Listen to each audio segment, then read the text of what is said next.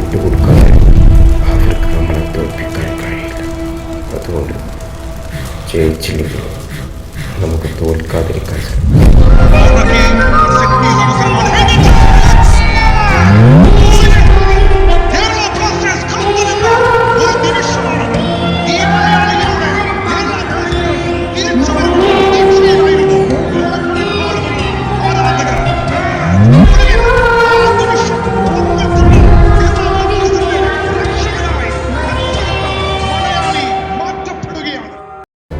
Hi, അങ്ങനെ Kerala Blasters സീസണിലെ ആദ്യ പോയിന്റ് സ്വന്തമാക്കി.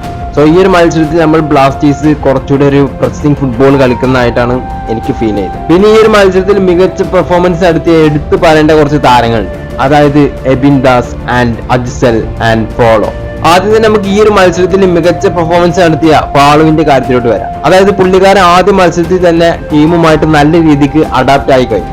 അത് ഈ ഒരു മത്സരത്തിൽ നമ്മൾ വളരെ വ്യക്തമായിട്ട് കണ്ടു. പുള്ളിക്കാരൻ വളരെ കോൺഫിഡന്റ് ആയി കളിക്കുന്ന ഒരു സെന്റർ ബാക്കാണ്. പിന്നെ ഈ ഒരു മത്സരത്തിൽ എടുത്തു പറയേണ്ട രണ്ട് താരങ്ങളാണ് എബിൻ ദാസ് ആൻഡ് മുഹമ്മദ് അജ്സൽ. സോ മികച്ച പെർഫോമൻസ് ആണ് ഈ രണ്ട് മലയാളി താരങ്ങളും ബ്ലാസ്റ്റേഴ്സിനായി കാഴ്ചവെച്ചത്. പിന്നെ ഈ ഒരു മത്സരത്തിൽ കഴിഞ്ഞ തവണത്തിൽ വെച്ച് കുറച്ചുമാടി ഒരു വളരെ പ്രസിംഗ് ഫുട്ബോൾ ആണ് നമ്മൾ ബ്ലാസ്റ്റേഴ്സിന്റെ ഭാഗത്തുനിന്ന് കണ്ടു. പക്ഷെ പ്രധാന പ്രശ്നം എന്ന് പറയുന്നത് ഫൈനൽ സ്റ്റേജിലെ ആ ഫിനിഷിംഗ് ലൈവ് തന്നെയാണ്. അതായത് ഒരു പ്രോപ്പർ ആയിട്ടുള്ള സ്ട്രൈക്കർ ഇപ്പോഴും ബ്ലാസ്റ്റേഴ്സിന് ഇല്ല. എന്നാൽ ആ പൊസിഷനിൽ നമ്മൾ കുറച്ചുമാടും പ്രതീക്ഷയുള്ള താരമാണ് മുഹമ്മദ് അജ്സൽ. സോ മികച്ച പെർഫോമൻസ് ആണ് താരം കാഴ്ചവെച്ചിട്ടുള്ളത്. അതായത് ഈ കഴിഞ്ഞ സൂപ്പർ ലീഗിൽ വരെ പുള്ളിക്കാരൻ വളരെ മികച്ച പെർഫോമൻസ് ആണ് കാലിക്കറ്റിന് വേണ്ടി നടത്തി. എന്തായാലും ഈ ഒരു മത്സരത്തെ ആ ഒരു പെർഫോമൻസ് തുടർ മത്സരത്തിലും പുള്ളിക്കാരന് കാഴ്ചവെക്കാൻ പറ്റട്ടെ എന്ന് ആഗ്രഹിക്കുന്നു. പിന്നെ ഈ ഒരൊറ്റ പോയിന്റോട് കൂടി ബ്ലാസ്റ്റേഴ്സ് 12ാം സ്ഥാനത്താണ് ഇപ്പോ നിലവിൽ നിൽക്കുന്നത്. മത്സരത്തിന്റെ ഫസ്റ്റ് ഹാഫിലാണ് അവർക്ക് ഒരു പെനാൽറ്റി കിട്ടുന്നത്. അതായത് ഐബൻ ഡോളിങ് ചെറുതായിട്ടൊരു ഫോൾ വെച്ച് ആ ഒരു ഫോളിൽ നിന്നാണ് അവർക്ക് പെനാൽറ്റി കിട്ടുന്നത്. ആ പെനാൽറ്റി അവർ കൃത്യമായിട്ട് വലയിൽ എത്തിക്കുകയും ചെയ്തു. അതിനുശേഷം നോക്കിക്കഴിഞ്ഞാൽ ബ്ലാസ്റ്റേഴ്സ് തന്നെയാണ് കുറച്ചുമാരൊക്കെ കളിച്ചിട്ടുണ്ട്. അതായത് ഒരു ക്രോസിംഗ് കാര്യമൊക്കെ ബ്ലാസ്റ്റേഴ്സ് ചെയ്യുന്നുണ്ട്.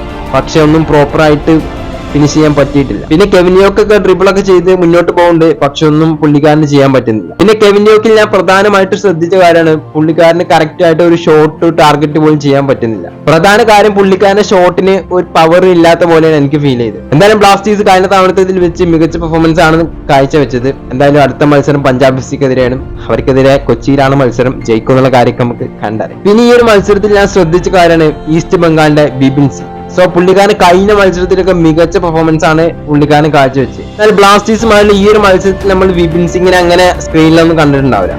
അതിന്റെ പ്രധാന കാരണം എന്ന് പറയുന്നത് നവോച്ച സിംഗ് വളരെ ടൈറ്റ് ആയിട്ടുള്ള മാർക്കിംഗ് ആണ് വിപിൻ സിംഗിന് കൊടുക്കുന്നത്. സോ വിപിൻ സിംഗിന് കടന്നു പോകാൻ ഒരു സ്പേസ് പോലും നവോച്ച സിംഗ് കൊടുക്കുന്നില്ല. ഒരു പ്രോപ്പർ ആയുള്ള പെർഫോമൻസ് തന്നെയാണ് നവോച്ച സിംഗും കാഴ്ചവെച്ചത്. കഴിഞ്ഞ പലതവണ കുറ്റ പറഞ്ഞ സന്ദീപ് സിംഗ് ഒക്കെ മികച്ച പെർഫോമൻസ് ആണ് നടത്തുന്നത്. സോ എന്തായാലും ഇനിയും ബ്ലാസ്റ്റേഴ്സിന് പോയിന്റ് ഒക്കെ എടുത്ത് ആ റെലഗേഷനിൽ നിന്നും ഒഴിവായി കഴിഞ്ഞാൽ നമുക്ക് അടുത്ത സീസണിൽ ഒരു മികച്ച ബ്ലാസ്റ്റേഴ്സിനെ നമുക്ക് പ്രതീക്ഷിക്കാം. എന്തായാലും നിങ്ങളുടെ അഭിപ്രായം ഒപ്പീനിയൊക്കെ താഴെ കമന്റ് ചെയ്യുക. വീഡിയോ ഇഷ്ടപ്പെട്ട ലൈക്ക് ചെയ്യുക. ചാനൽ സബ്സ്ക്രൈബ് ചെയ്യുക. സോ നെക്സ്റ്റ് വീഡിയോ ആയിട്ട് കാണുന്നതായിരിക്കും. എല്ലാവർക്കും